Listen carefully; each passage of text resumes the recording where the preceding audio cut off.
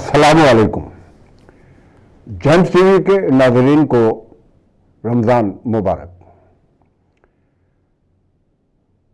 James TV के programme बयानुल Quran के Ramzan special में मैं हूं आपका मेज़बान मुश्ताक अहमद ख़ान।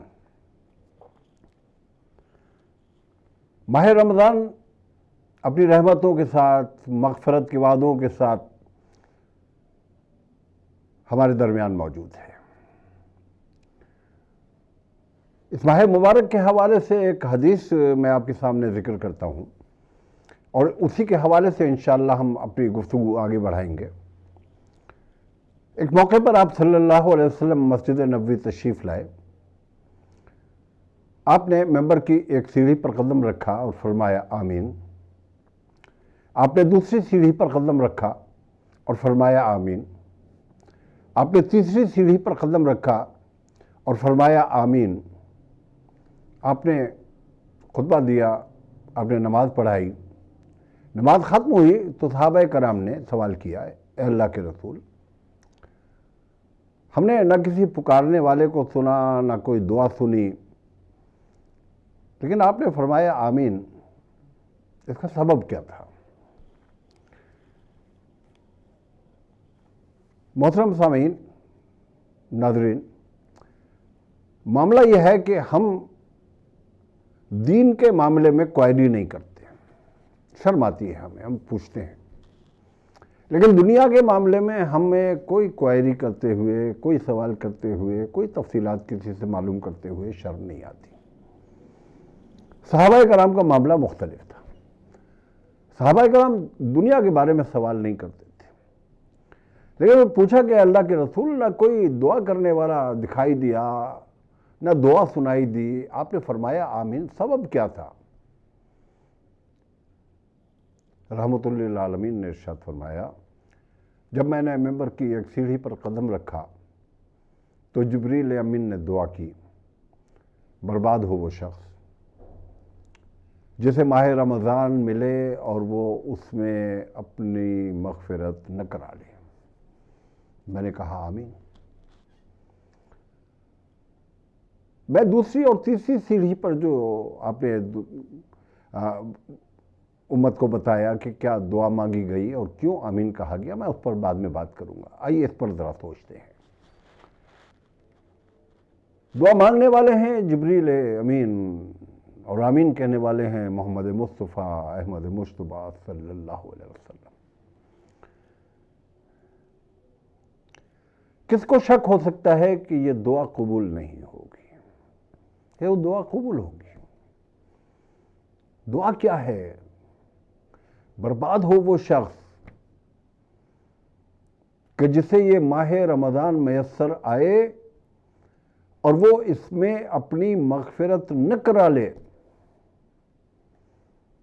आइए देखते हैं कि इस माह रमज़ान के बारे में कुरान हमें क्या बताता है, हमें किस तरह से इस कुरान के ज़रिए से अपनी मग़फ़िरत करानी चाहिए। हम रुजू करते हैं सूरह बकरा आयत नंबर 183 से आयत नंबर 185 तक। 83, 84, 85 ये 3 आयत हैं। सूरह बकरा कुरान की दूसरी आयत है, दूसरी सूरत है। सूरह बकरा कुरान की दूसरी सूरत है और ये 22वें रुकू की आयत हैं जो कुरान के दूसरे पारे में, जिसे हम सयाकुल कहते हैं, ये इसमें औज़ु बिल्लाहि मिनश शैतानिर रजीम बिस्मिल्लाहिर रहमानिर रहीम या अय्युहल्लज़ीना आमनू कुतिबा अलैकुमुस सियामु कमा कुतिबा अलल्लज़ीना मिन क़ब्लिकुम लअल्लकुम तत्तक़ून अय्यामम मादूदात फमन कान मिनकुम मरीज़न औ अला सफ़रिन फ़इद्दतुम मिन अय्यामिन उख़र वअलल्लज़ीना युतीक़ूनहु फ़िद्यतुन तआमु मिस्कीन फमन ततव्वा खैरन फ़हुव खैरुल लहू व अन तसूमू खैरुल लकुम इन कुंतुम तालमून।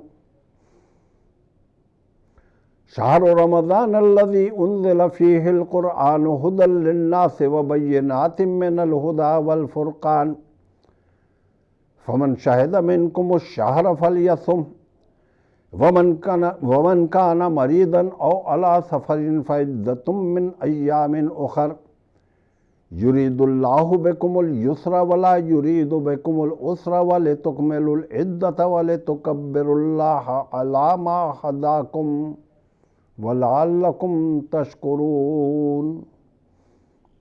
صدق اللہ العظیم۔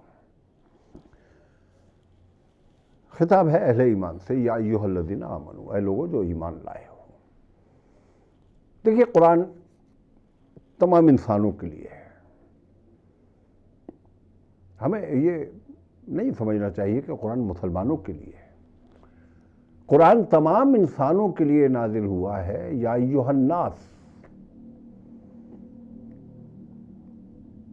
اس یا ایھا الناس میں سے جو قرآن کو سنتے ہیں، سمجھتے ہیں، مانتے ہیں، اس پر ایمان لاتے ہیں، اور اس کا نتیجہ محمد مصطفیٰ احمد مجتبیٰ صلی اللہ علیہ وسلم پر ایمان لانا ہے، تو قرآن ان کو اہل ایمان کہتا ہے۔ تو قرآن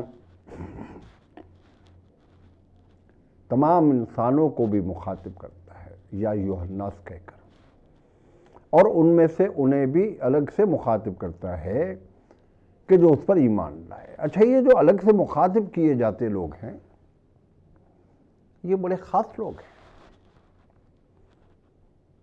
انہیں اللہ حزب اللہ کہتا ہے، اپنا لشکر۔ یہ وہ ہے نا کہ جو ایمان لائے ہیں اور زمین پر شیاطین جن و انس کے خلاف اللہ کی تعلیمات کو زمین پر عام کرنے کے لیے اپنی جد و جہد کو منظم کرتے ہیں۔ ایک لشکر ہے شیطان کا، حزب الشیطان۔ ایک لشکر ہے اللہ کا، حزب اللہ۔ الا ان حزب اللہ هم المفلحون۔ رب کائنات وعدہ کرتے ہیں، اعلان کرتے ہیں، آپ کو اور مجھے یقین دلاتے ہیں کہ تم ہی کامیاب ہو، تم اللہ کا لشکر ہو، تم اللہ کے سپاہی ہو، تم اللہ کی زمین پر اللہ کے نظام کو قائم کرنے کے ذمہ دار ہو، تمہیں حکم دیا جا رہا ہے۔ یہ جو پوری زمین پر اللہ کا نظام قائم کرنا ہے، اس کے قابل بننے کے لیے تمہیں کیا کرنا ہے؟ نماز بھی اسی ٹریننگ کا حصہ ہے، روزہ بھی اسی ٹریننگ کا حصہ ہے، حج بھی اسی ٹریننگ کا حصہ ہے، اور جہاد بالآخر الٹیمیٹ رزلٹ ہے۔ اس کے لیے مالی وسائل فراہم کرنے کے لیے زکوٰۃ، صدقات۔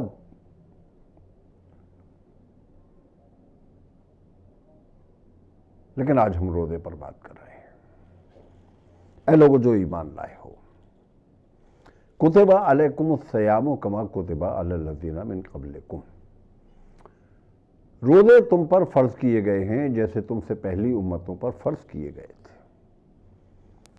تو اسے یہ بات سمجھ میں آ جاتی ہے کہ روزہ کوئی حضرت محمد مصطفیٰ احمد مجتبیٰ صلی اللہ علیہ وسلم کی امت ہی کے لیے نہیں ہے۔ ویسے صرف روزہ ہی نہیں ہے، تمام بنیادی اراکین اسلام، سجدہ ہر نبی کی امت سے کرایا گیا۔ اس کی شکل مختلف ہو سکتی ہے، ہمارے ہاں اس کی شکل رائج ہے۔ 2 رکعت فجر میں فرض ہیں، 4 رکعت ظہر کی فرض ہیں، 4 رکعت عصر کی فرض ہیں، 3 رکعت مغرب کی فرض ہیں، 4 رکعت عشاء کی فرض ہیں، اور وتر فرض ہے، واجب ہے، وتر واجب ہے۔ اسی طرح روزے کے لیے کہا گیا کما کتب علی الذین من قبلکم۔ تو روزے کی بھی کوئی نہ کوئی شکل ہر امت کے لیے موجود رہی ہے۔ آج بھی یہودی بھی روزہ رکھتے ہیں، عیسائی بھی روزہ رکھتے ہیں۔ حتیٰ یہ کہ یہ جو ہمارے پڑوس میں ہندوستان ہے، یہ لوگ جو لاتعداد خداؤں کو پوجتے ہیں، ان کے ہاں بھی برت رکھا جاتا ہے، برت کہا جاتا ہے۔ اس کے دورانیے مختلف ہو سکتے ہیں، ان کے اسلوب مختلف ہو سکتے ہیں۔ اہل ایمان کے لیے جو روزہ فرض کیا گیا، ہم آج اس کی بات کر رہے ہیں۔ روزے کی فرضیت کے ساتھ ایک دعویٰ کیا گیا، لعلکم تتقون، یہ روزہ تمہیں متقی بناتا ہے تاکہ تم تقوی حاصل کر سکو۔ اچھا بھئی، ہم تو سمجھتے تھے کہ تقوی حاصل کرنے کے لیے کچھ ڈھیروں کتابیں پڑھنی پڑتی ہیں، علم کی پگ سر پہ سجانی پڑتی ہے، شب بیداریاں کرنی پڑتی ہوں گی، ماتھے پر گٹے پڑ جانے چاہیے تقوی کی آبیاری کرتے کرتے۔ لیکن یہاں تو روزے کے بارے میں کہا گیا، یہ تمہیں متقی بنا دے گا۔ یہ روزہ کیسے متقی بنا دیتا ہے؟ روزہ ایسے متقی بناتا ہے کہ ابھی آج کا دن گزر گیا، کل صبح آپ کیا کریں گے؟ ایک مقررہ وقت پر آپ کہیں گے کہ یہ صبح کاذب اب صبح صادق میں بدل رہی ہے، اس سے پہلے مجھے کھانا پینا جو کچھ کرنا ہے، اپنی غذائیت کا بندوبست کرنا ہے۔ ادھر گھڑی نے اس وقت کی نشاندہی کی کہ جو صبح کاذب سے صبح صادق میں دخول کا وقت ہے، اور ادھر آپ نے کھانا پینا ترک کیا۔ اچھا، آپ کی اطلاع کے لیے ایک بات کر، انشاءاللہ زندگی بھر آپ کو صبح صادق اور صبح کاذب اس کے دخول کا وقت آپ کو معلوم ہو جائے گا۔ طلوع آفتاب سے ٹھیک 80 منٹ پہلے صبح کاذب صبح صادق میں تبدیل ہو جاتی ہے۔ یہ ہمیشگی کے لیے فارمولہ ہے۔ اگر سورج 7 بجے طلوع ہو رہا ہے تو 6 بجے 1 گھنٹہ پیچھے آئے آپ، 60 منٹ، 20 منٹ اور پیچھے آ جائیے، یعنی 5:40 پر۔ کیا کرتے ہیں آپ؟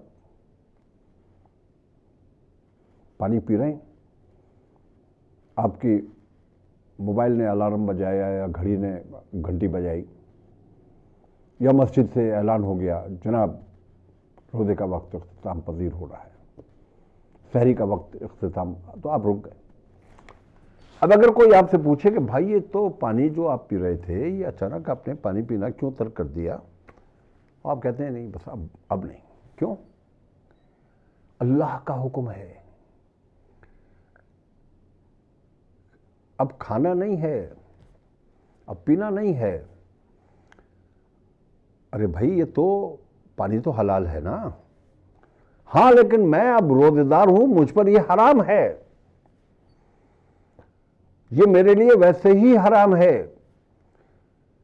کہ جیسے رب کائنات کی ممنوع کردہ کوئی ابدی حرمت والی چیز ہے، اگر استعمال کروں گا میرا روزہ ٹوٹ جائے گا۔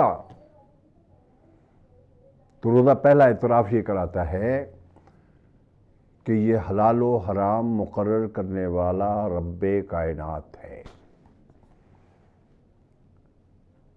یہ حرمتیں 2 طرح کی ہیں، ایک ہے ابدی حرمت، کتے کو آپ لٹا کر کے جیسے آپ بکرے کو ذبح کرتے ہیں اس طرح سے بھی اس کی گردن پر چھری پھیر دیں تو کتا ذبیحہ نہیں ہوگا، یہ ابدی حرمت ہے۔ لیکن وہ رب کائنات جو ابدی حرمتیں مقرر کرتا ہے، وہ ان ابدی حرمتوں کی پاسداری کرانے کے لیے اور ان پہ عمل کرانے کے لیے مہینے کے 30 دن آپ کو بتاتا ہے میں نے تمہیں پانی پینے کی اجازت دی تھی، بس اب نہیں۔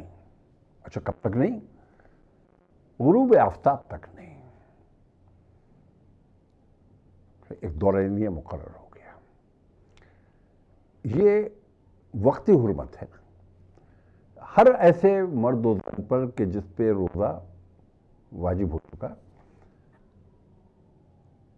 عورتوں کا جو استثناء ہے عورتیں سمجھتی ہیں، ان کو رب کائنات نے مستثنیٰ کیا کہ ان دنوں میں جو ان کی ناپاکی کے دن ہیں یہ روزے نہ رکھیں، انہیں قضا کر لیں، ان کی معافی نہیں ہے، ان دنوں کی نماز کی معافی ہے خواتین کو پورے 12 مہینے، لیکن ان 6-7 دن جو بھی کسی عورت کا بایولوجیکل سسٹم ہو، ان کی معافی نہیں ہے، یہ قضا کرنی ہے، ان کی گنتی پوری کرنی ہے۔ تو پہلا کام کیا ہوا؟ روزہ بتاتا ہے حلال اور حرام مقرر کرنے والا اللہ ہے، وہ شارع ہے، ٹھیک ہے۔ اب دوسری بات، آپ نے روزہ رکھا ہوا ہے، شدید گرمی کا موسم ہے، حلق تڑخ رہا ہے، یہ چاہتا ہے کہ 2 گھونٹ پانی کسی طرح سے اتر جائیں، آپ پیتے ہیں؟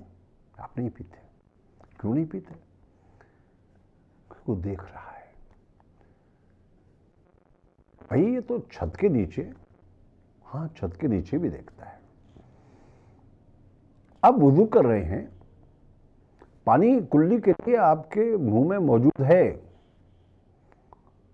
اگر گھونٹ 2 گھونٹ، قطرہ 2 قطرہ حلق سے نیچے اتر جائے تو کوئی باہر کا آدمی دیکھنے والا نہیں ہے، لیکن آپ نہیں کرتے، کیوں نہیں کرتے؟ وہ دیکھ رہا ہے، میرے حلقوم کے اندر حرکت کرنے والے پانی کو بھی دیکھ رہا ہے، عالم الغیب والشہادہ۔ یہ دوسرا بڑا ایمان جس کا ہمارے ساتھ معاملہ ہوتا ہے اور اعتراف کرایا جاتا ہے۔ پہلا یہ کہ وہ شارع ہے، دوسری بات یہ ہے کہ وہ عالم الغیب والشہادہ ہے۔ تیسری بات، اچھا چلو ٹھیک ہے، دیکھ رہا ہے تو دیکھ رہا ہے، روزہ توڑ دو۔ نہیں بھائی روزہ تو نہیں توڑیں گے۔ ارے بھائی توڑ دو، نہیں توڑیں گے بھائی، کیا ہوگا؟ ہم نے تو اس معاملے میں لوگوں کو اتنا حساس دیکھا ہے کہ کسی کا ایکسیڈنٹ ہو گیا، ڈاکٹر کہہ رہے ہیں کہ بھائی اب تم پر تو تمہارا روزہ، تمہارے ساتھ معاملہ ایسا ہو گیا، تمہیں انجیکشن لگانے ہیں، ہو سکتا ہے تمہارا کوئی چھوٹا موٹا مائنر سا آپریشن کرنا پڑے۔ بندہ کہتا ہے ڈاکٹر صاحب بس نہیں، ابھی پانی نہیں، ابھی انجیکشن نہیں، بس ذرا سی دیر رہ گئی نا، روزہ بس بس افطار کا وقت ہوا چاہتا ہے نا۔ میں یہ نہیں کہتا کہ یہ حساسیت لازم ہے، یہ شریعت کا تقاضا نہیں ہے، لیکن یہ حساسیت ہمیں پوری زندگی رب کائنات کی جزا و سزا کے حوالے سے ہمارے وجود پر طاری رہنی چاہیے۔ ہم روزہ اس لیے نہیں توڑتے کہ وہ سزا دے گا۔ بھائی بچنے کا کوئی طریقہ ہے؟ ہاں ہے، کیا ہے؟ جان بوجھ کر توڑے گئے روزے کی سزا یہ ہے کہ 60 متواتر روزے رکھے جائیں۔ ایک نہیں رکھا گیا، 60 متواتر، اچھا تو 60 مساکین کو پیٹ بھر کر کھانا کھلایا جائے جیسا کہ تم کھاتے ہو، یعنی محض کھانا پوری نہیں، مقدار بھی معیار بھی، اور 60 دن بھی۔ فقہا کہتے ہیں کہ 60 ایسے لوگوں کو کہ جنہیں یہ کھانا کھلایا جا سکتا ہو، انہیں بیک وقت ایک فرد کو 60 دن یا 60 افراد کو 1 دن کھانا کھلایا جا سکتا ہے۔ لیکن آپ بتائیے گا، آپ نے کبھی روزہ توڑا ہے؟ نہیں توڑا نا۔ حالانکہ اس کی سزا 60 روزے تو خیر بڑی طویل لگتی ہے، کسی بھی صاحب حیثیت آدمی کے لیے 60 آدمیوں کو کھانا کھلا دینا بڑی بات نہیں ہے۔ لیکن ہم میں سے کوئی شریعت کے ساتھ یہ کھلواڑ نہیں کرتا، کرنا بھی نہیں چاہیے۔ حلال و حرام متعین کرتا ہے، رب دیکھنے پر یقین پختہ کرتا ہے، رب کائنات کے سامنے جواب دہی کے احساس کو پختہ کرتا ہے۔ یہی تو تقویٰ ہے۔ تقویٰ کے بارے میں تھوڑی سی بات اور کروں، یہ عمومی بات ہے۔ تقویٰ ہے کیا؟ تقوی جبہ و دستار کا نام نہیں ہے، کسی خاص نوعیت کی طرز گفتار کا نام نہیں ہے، تقوی دل کی کیفیت کا نام ہے۔ رب کائنات کا اور بندے کا تعلق کیا ہے؟ تقوی اس کا نام ہے۔ آپ قرآن کریم کے جتنے تراجم دیکھیں گے آتا ہے لعلکم تتقون، تاکہ تم اللہ سے ڈرو۔ یہ ڈر تقوی کی کیفیات میں سے ایک کیفیت ہے، لیکن یہ جامع نہیں ہے، یہ نشاندہی کرتی ہے۔ یہ ڈر کیا ہے؟ ڈرتا تو انسان سانپ بچھو سے بھی ہے۔ عام حوصلے کا مرد بچھو ہی نہیں، سانپ بھی مار دیتا ہے۔ بچھو تو عورتیں بھی مار دیتی ہیں، لیکن اگر شیر سامنے آ جائے تو جواں مرد بھی مقابلہ نہیں کرتا، لاٹھی اٹھا کے اس پہ نہیں پل پڑتا، جان بچا کے بھاگتا ہے۔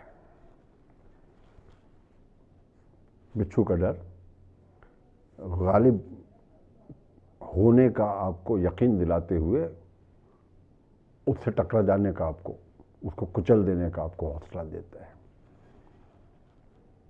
شیر کا ڈر آپ کو فرار پہ آمادہ کرتا ہے۔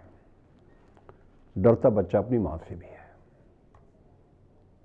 بچہ کیا کرتا ہے؟ ماں کا سر نہیں کچلتا، ماں سے فرار بھی نہیں حاصل کرتا۔ بچہ شرارت کرتا ہے، ماں کی طرف دیکھتا ہے، ماں اس کو گھورتی ہے۔ بچہ مٹی میں کھیل رہا ہے، ماں کھنکھارتی ہے، نہیں کرو، بچہ ہاتھ جھاڑتا ہے۔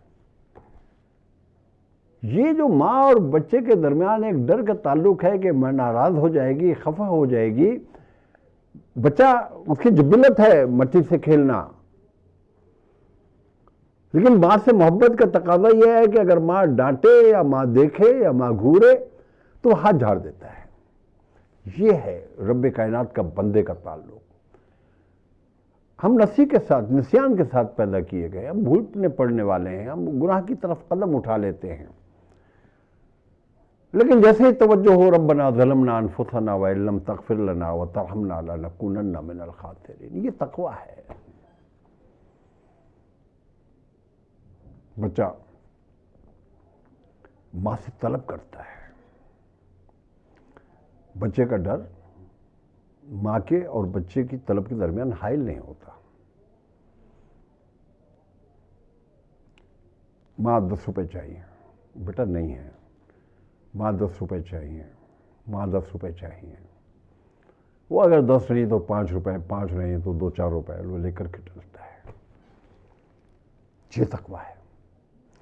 جیسے بچہ ماں سے ڈرتا ہے اور ہاتھ جھاڑ لیتا ہے، اپنے رب سے یہ تعلق قائم کیجئے کہ اگر غلطی ہو جائے ہاتھ جھاڑ لیجئے، یہ توبہ ہے، یہ رجوع ہے، یہ پلٹنا ہے، اور آپ کی ادا رب کائنات کو بہت پسند ہے۔ اس سے محبت کیجئے۔ بچہ ماں سے محبت کرتا ہے، اس سے محبت کیجئے۔ میرا اللہ، جیسے کہتے ہو میری ماں، اس سے کہیں زیادہ اندر سے، دل کی گہرائیوں سے میرا اللہ، میرا رب، میرا مالک، میرا خالق، میرا پروردگار، یہ ہے تقوی۔ یہ تقوی کی آبیاری کا طریقہ ہے۔ اور مانگیے اس سے، کون ہے اس کے سوا؟ اس سے نہیں مانگیں گے تو کس سے مانگیں گے؟ لعلکم تتقون۔ اب آگے شرائط ہیں، ایام معدودات، تھوڑے سے دن ہیں، ہم جانتے ہیں تھوڑے سے دن ہیں، یہ یوں گنتی کرتے کرتے گزر جاتے ہیں۔ اگر اللہ 6 مہینے کے روزے ہم پر عائد کر دیتا تو 6 مہینے کے رکھتے نا، 1 مہینے کے رکھیں، ایام معدودات۔ قمری حساب سے رکھے ہیں، موسم بدلتا ہے، تاکہ سردی اور گرمی سے آپ مانوس ہو جائیں. ہر طرح کا روزہ، چھوٹا روزہ، بڑا روزہ، پیاس کا روزہ، اور ایسا روزہ کہ لگا ہی نہیں کہ روزہ رکھا ہے. فمن کان منکم مریضا او علی سفر فعدۃ من ایام اخر، سہولت دے دی. تم میں سے کوئی مریض ہے بعد میں رکھ لے روزہ. اگر سفر میں ہے بعد میں رکھ لے روزہ. فعدۃ من ایام اخر وعلی الذین یطیقونہ فدیۃ طعام مسکین. اچھا، یہ ابتدائی زمانے میں ہے کہ اگر